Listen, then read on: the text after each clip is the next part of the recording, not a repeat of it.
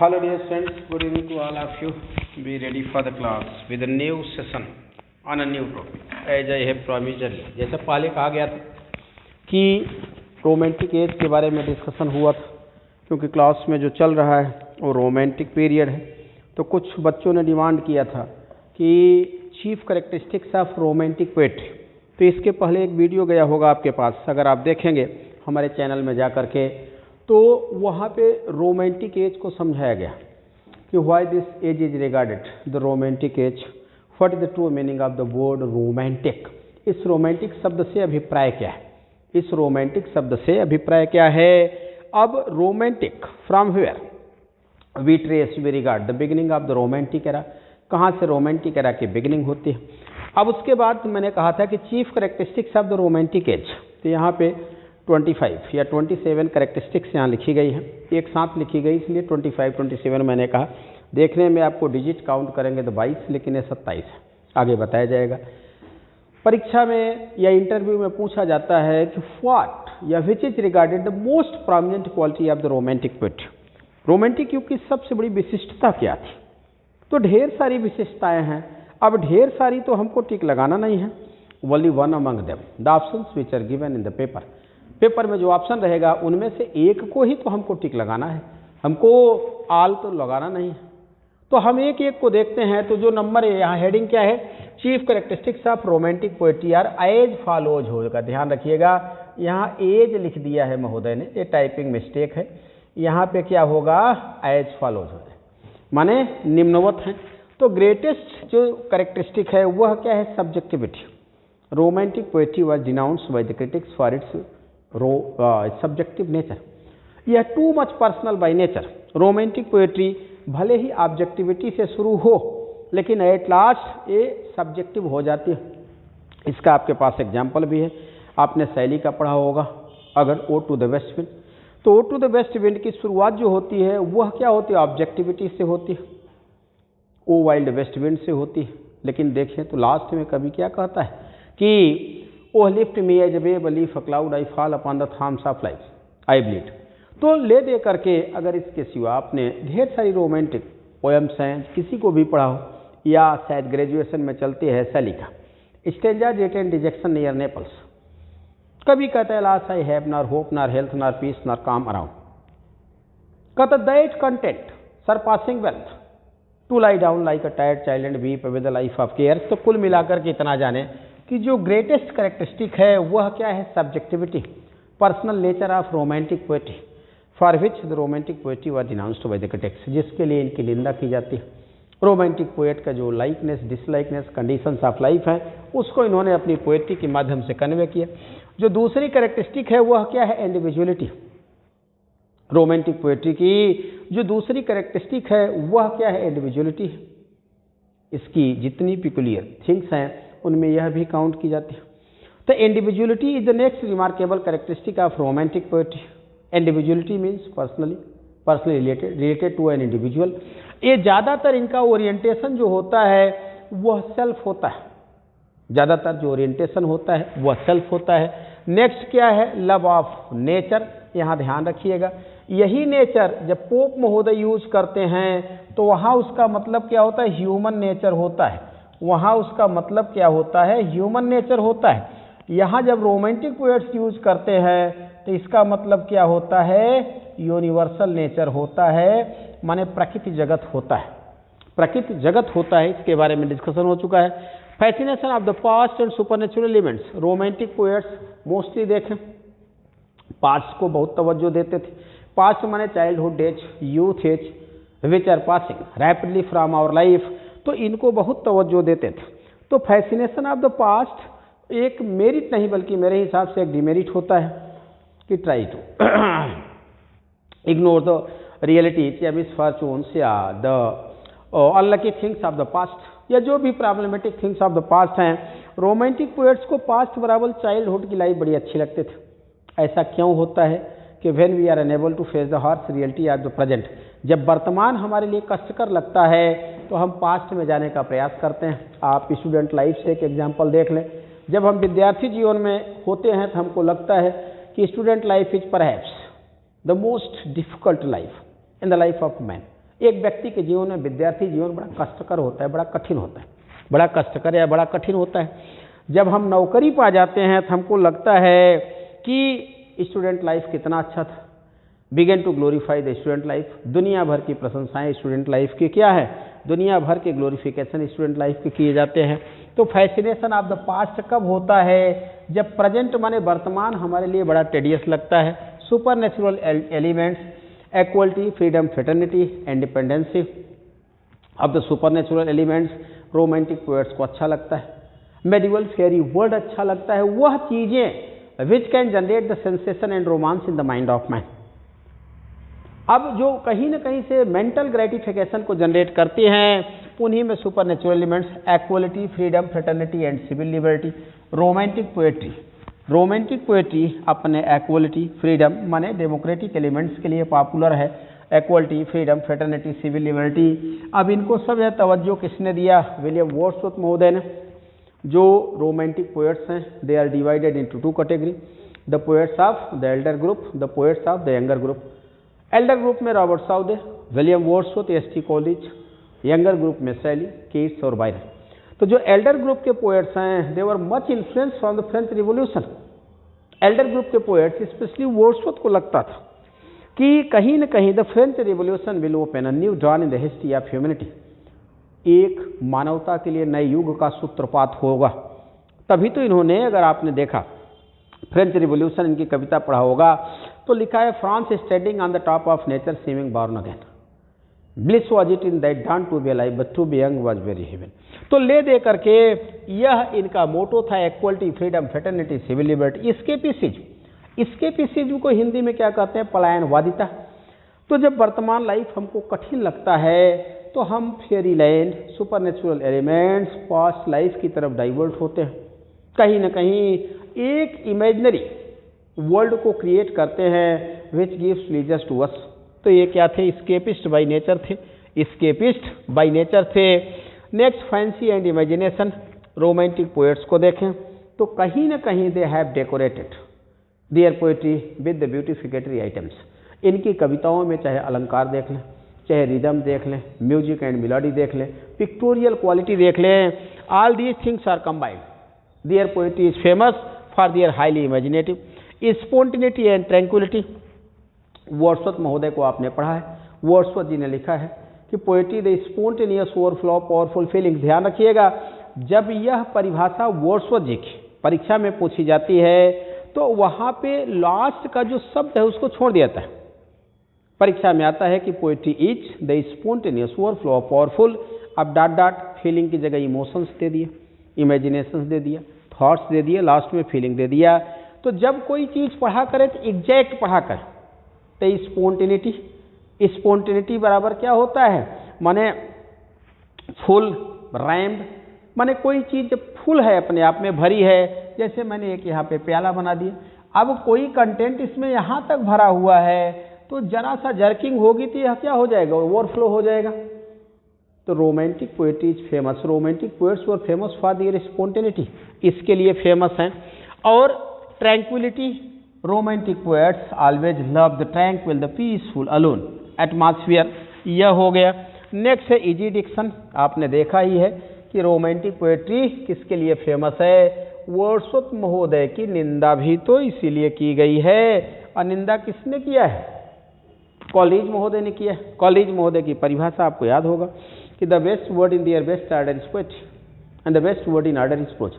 सुंदर सुंदर शब्दों को जब सुंदर सुंदर जगह रखा जाता है तो उसे पोएट्री कहा जाता है, और सुंदर सुंदर शब्दों को कहीं भी रख दिया जाता है तो उसे क्या कहा जाता है, उसे प्रोज कहा जाता है। उसे क्या कहा जाता है, प्रोज कहा जाता है। अब जो प्रोज कहा जाता है, तो अगर हम देखें, हम easy diction, bucolic diction, pastoral theme पे जाएंगे तो सुंदर सुंदर शब्द का मतलब जो कॉलेज का सेंस है वह तो फुलफिल नहीं होता है। क्योंकि अगर हमारा कैरेक्टर इलिटरेट है, कैरेक्टर हमारा सिमोनली है, कैरेक्टर हमारा माइकल है, कैरेक्टर हमारा सेफर्ड है, तो फिर उसका जो इंटेलेक्चुअल स्टेटस है वह भी तो हो जाएगा। तो कॉलेज महोदय ने कहा then it would be to put the clock in opposite direction. तो इजी डिक्शन हो गया। Revolutionary by nature, romantic poet they revolted. Again the old age culture and tradition which were creating pain या which were creating barrier on the path of progress in the life of man. व्यक्ति के जीवन में कहीं से भी अगर कोई भी ऐसी समस्या, कोई भी ऐसी परंपरा है जो समस्या पैदा करती है, तो इन्होंने उसका विरोध किया। शैली को देख लीजिए, पीबी शैली परीक्षा में भी पूछा जाता है कि PB Shelley is regarded the greatest revolutionary poet. शैली को क्या कहा जाता है? ग्रेटेस्ट रिवोल्यूशनरी पोएट रिगार्ड किया जाता है शैली महोदय को। नेक्स्ट हो गया emotionalist. Romantic poets were highly emotional guy. कहीं न कहीं they have interpreted only their emotions, their poetry is a product of their own sentiments. इनकी कविता इनकी भावना का उत्पाद है। इनके लाइफ में जो भी घटित हुआ वह कविता का क्या, यही तो इंडिविजुअलिटी है, वह कविता का आधार बन गया। मेलैंकोलिक बाय नेचर, कहीं न कहीं देखें they were being tormented not only by their conditions of life but even their mentality also. कहीं न कहीं melancholy was in their blood and veins. Next हो गया रिवोल्ट अगेंस्ट आर्टिफिशियलिटी, या तो सीधे 12 नंबर जो है it was against the artificial literature of the new classical as. इनके हिसाब से रोमांटिक लिटरेचर को हम आउटडोर लिटरेचर कहते हैं। इसके पहले बताया गया है नियो क्लासिकल लिटरेचर को इंडोर लिटरेचर कहा जाता है, क्योंकि पोएट घर में बैठा रहता था आर्टिफिशियल इमेजिनेशन करके। अगर neo classical poet for example, अगर कोई नियो क्लासिकल पोएट पोप को ले लें, नाइटिंगेल लिख रहे हैं, तो पोप महोदय ने नाइटिंगेल के बारे में घर में सोफे पे बैठ करके कल्पना किया, वह तो आर्टिफिशियल नाइटिंगेल हो गई। और अगर किट्स महोदय ने नाइटिंगेल लिखा तो physically he was present there when the nightingale was pouring out its melodious song. जब नाइटिंगेल सुंदर गीत गा रही थी तो वहां पे देखे तो किट्स महोदय प्रेजेंट थे, लेकिन यह तो केवल क्या कर रहे थे? Only the imagination about the Nightingale. यह तो क्या कर रहे थे? यह कल्पना कर रहे थे। नेक्स्ट हो गया डीप ह्यूमन सिंपैथी। जो रोमांटिक पोएट्री है वह बड़ी मोरल है। कहीं न कहीं फिलैंथ्रोपिस्ट था romantic poet. He was a bell, या romantic poets were bell wisher of humanity. यह रोमांटिक पोएट जो थे वह मानवता के शुभेच्छु थे। यह जानते थे कि एक ऐसा समाज क्रिएट होना चाहिए where there should be no pain to anyone, जहाँ किसी को दुख दर्द नहीं होना चाहिए। दुख दर्द रहित समाज की स्थापना करना चाहते थे। Just like to the nature lyricism. Romantic poetry को देख लीजिए, it is not only, it is regarded the period of the lyrics and behind lyrics several new forms of poetry was also practised. Romantic period ऐसा था कि lyric ही नहीं, ballot ले ले, odd ले ले, सोनेट ले ले, एलिजी ले ले, माने different variety of poetry was practised by them. इन्होंने and not only practice but they have given something extra to that. इन्होंने केवल और केवल कविता के विभिन्न विधाओं का प्रयोग ही नहीं किया, बल्कि कहीं न कहीं से उसको इनरीच करने का प्रयास किया। लिरिक हो गया, बैलेट हो गया, सोनेट हो गया, ओड हो गया। Revolt against the custom and tradition of the country. जो परंपरा थी, वर्तमान की परंपरा है, रीत रिवाज या फ्री थिंकर थे, इन्होंने उसका विरोध किया। The mundane culture and tradition of the country which creates generates only the pains in the life of an individual. एक व्यक्ति के जीवन में ऐसी परंपराएं, ऐसे रीत रिवाज जो कहीं न कहीं से व्यवधान पैदा करते थे, उनका इन्होंने विरोध किया। Free thinker to think again the norms of the society. Free thinker से तात्पर्य क्या है कि to think again the norms of the society. जो हमारे समाज की परंपराएं हैं, जो मानक हैं, जब उनसे हट करके हम सोचते हैं तो क्या कहा जाता है? फ्री थिंकर कहा जाता है। देख लीजिए, Socrates thought again the norms of a society during that period. Plato, Aristotle, Destoff, Shakespeare, इन लोगों को देखें तो फ्री थिंकर कहा जाता है, क्योंकि उस समय को जो परंपराएं थी उनके अगेंस्ट, जो well wishing for the humanity, माने मानवता के लिए अच्छी थी, उनके बारे में। Romantic cult of beauty.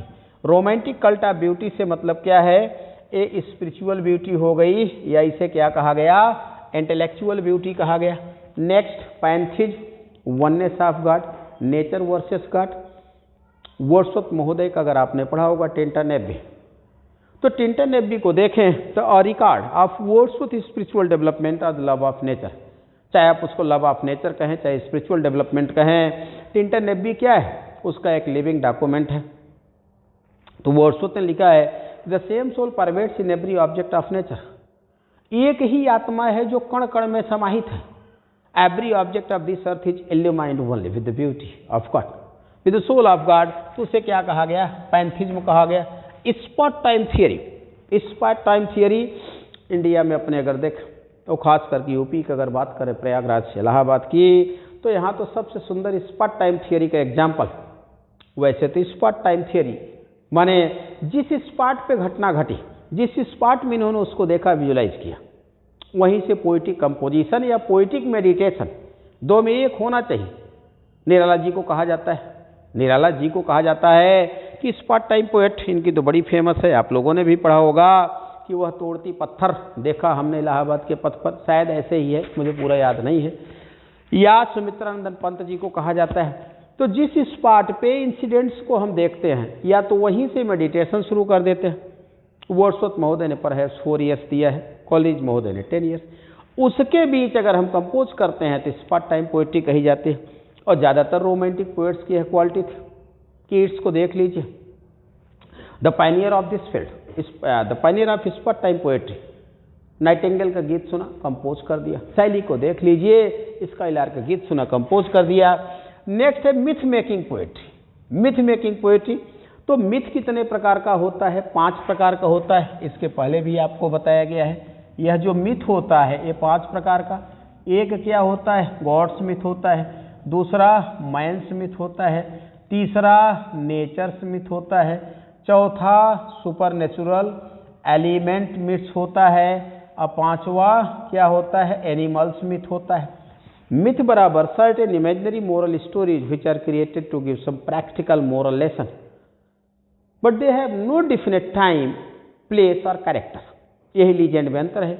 तो मिथ ऐसा होता है, मिथ ऐसा होता है जिसमें ना तो टाइम फिक्स है, शुरुआत ही होती है, एक समय की बात है, न कैरेक्टर फिक्स होता है, एक देश में एक राजा रहता था, न कोई प्लेस फिक्स होता है, लेकिन ये बड़ी मोरल होती है। तो रोमांटिक पोएट्री मिथ मेकिंग है। और किसको कहा जाता है greatest myth maker poet of the day? कौन है? PB Shelley, the greatest myth maker of nature कहा जाता है शैली जी को, ध्यान रखिएगा। The greatest myth maker of nature कहा जाता है, शैली जी को कहा जाता है। ब्यूकोलिक थीम एंड ट्रीटमेंट, वर्ड्सवर्थ जी ने एडवोकेट किया है कि हमारे लिए humble and rustic life, the subject matter should be taken from humble and rustic life, that would be profitable for the poetry. Highly philosophical and aesthetic by nature, romantic poet highly philosophical थे और aesthetic by nature थे। यह power of imagination to transform and transcend the reality, इनके अंदर वह quality थी, इनके अंदर वह क्वालिटी थी, वह कला थी कि दे ट्रांसडेंड द रियलिटी। यह यथार्थ की अभिव्यक्ति का अपने कविता के माध्यम से करते थे। तो यहाँ पे और जो chief characteristics of romantic poetry, उसमें जो नंबर 1 का है वह क्या कहा गया? सब्जेक्टिविटी के बारे में डिस्कशन किया गया। नेक्स्ट वीडियो में नेक्स्ट कोई टॉपिक लेके आपके सामने पुनः हाजिर होंगे। आशा है कि surely you will get some profit from these things, आपको कुछ न कुछ तो लाभ मिलेगा। और विशेष लाभ के लिए पर संडे को जो फ्री टेस्ट सीरीज है आप उसको ज्वाइन करें, फ्री टेस्ट सीरीज है आप उसको ज्वाइन करें। दूसरा, अभी कुछ दिन के लिए यह यूपीपीएससी का बैच रोका गया था, उसकी वह इंफॉर्मेशन आपको दे दिया जाता है। यह जो हमारा बैच था यह क्या है? यूपीपीएससी का, यह यूपीपीएससी, इसमें दोनों लेक्चरर और ELT यह रुके हुए थे। अब 7 फरवरी, ये 7 फरवरी से शुरू हो रहा है, दोनों बैच 7 फरवरी से शुरू हो रहे हैं। ध्यान दीजिएगा, 93355899 ये कॉन्टैक्ट नंबर है। अगर कोई एडमिशन लेना चाहते हैं तो ये है 7 तारीख को शुरुआत है, ये यहाँ पे 7 फरवरी लिखा गया है, यहाँ से इसकी बिगनिंग हो रही। बीच में एक क्लास शुरू हुआ था, कुछ दिन चला था, उसके बाद बंद कर दिया गया था। तो कोई भी यूपीपीएससी लेक्चरर या ELT में एडमिशन लेना चाहते हैं, ध्यान रखिएगा ये डिटेल डिस्क्रिप्टिव बैच है, यह डिटेल डिस्क्रिप्टिव बैच है, यह न तो रिवीजन बैच है न तो क्रैश कोर्स है। तो अगर anyone among you is interested to take admission this class, अगर इनमें से कोई एडमिशन लेना चाहते हैं तो यू कैन कॉन्टैक्ट में, तो आप यहाँ पे कॉन्टैक्ट कर सकते हैं। नंबर आपको लिखा गया था, एक बार फिर से लिख दिया जा रहा है। कॉन्टैक्ट नंबर यहाँ पे साफ साफ यह है 93355899। 35355899। यह क्या है, कॉन्टैक्ट नंबर फिर से लिख दिया गया। और अगर कोई इंटरेस्टेड हैं तो आप इस नंबर पे कॉल कर सकते हैं। जो बैच कौन सा है, यूपीपीएससी का 2 बैच मैंने बताया। एक कौन सा है, लेक्चरर का है, और दूसरा एलटी का है 7 तारीख को।